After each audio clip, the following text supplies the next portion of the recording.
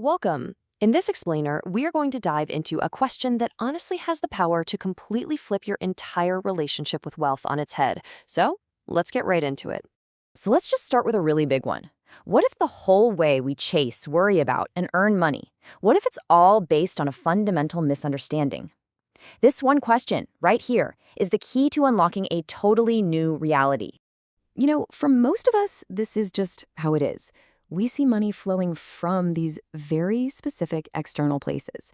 We work for a boss, we send an invoice to a client, and in return, we get a paycheck. It seems simple enough, right? But here's the catch. This view keeps us constantly looking outside of ourselves for our supply. And that leads us directly into what you could call the conventional money story. It's this narrative we all live in, where money is a finite thing, a limited resource that we have to go out and get, often in competition with everybody else. And let's be honest, that story can create a whole lot of stress and a feeling of scarcity. Okay, so now let's look at a pretty fascinating story that just blows this whole narrative apart. It features the Maharishi Mahesh Yogi, who had this huge vision to bring transcendental meditation to the entire world. But his followers, being practical people, asked the exact same question we all ask when we're facing a big goal. Okay, this is going to cost a lot of money, so where is it all going to come from? And the Maharishi's answer? Well, it points us toward a much, much deeper truth. It's a profound answer that completely shifts our focus. Let's see what he actually said. Wherever it is right now. So simple. A little bit puzzling at first, but incredibly powerful. Now just think about the implication here. He's not pointing to a person or a bank or some specific plan. He's pointing to the entire universe. So the real takeaway here is that money isn't something that has to be created out of thin air. It already exists. It's just a form of energy that's constantly circulating, always moving. The supply is already here. We just have to learn how to tap into that flow. Now, to make this idea a little more concrete, let's use this brilliant analogy that traces something we use every single day back to its true origin. So imagine you walk over to your kitchen sink and you turn on the faucet. Water flows out. If I were to ask you where that water comes from, your first, most obvious answer would be, well, the tap. But the tap is just the channel, isn't it? It's just the immediate delivery system. If we trace it back a little further, we know that water is coming from pipes inside the walls, and those are connected to a bigger system run by the local water company. And where does the water company get it? Well, from a reservoir or a river, which gets its water from rain, which comes from clouds, which form from water that evaporated from the ocean.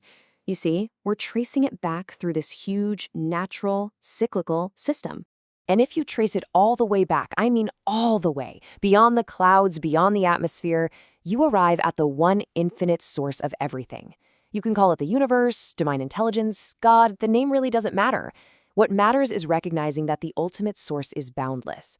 And this analogy just perfectly illustrates it. Money works the exact same way. Your job is the tap, but it is not the source.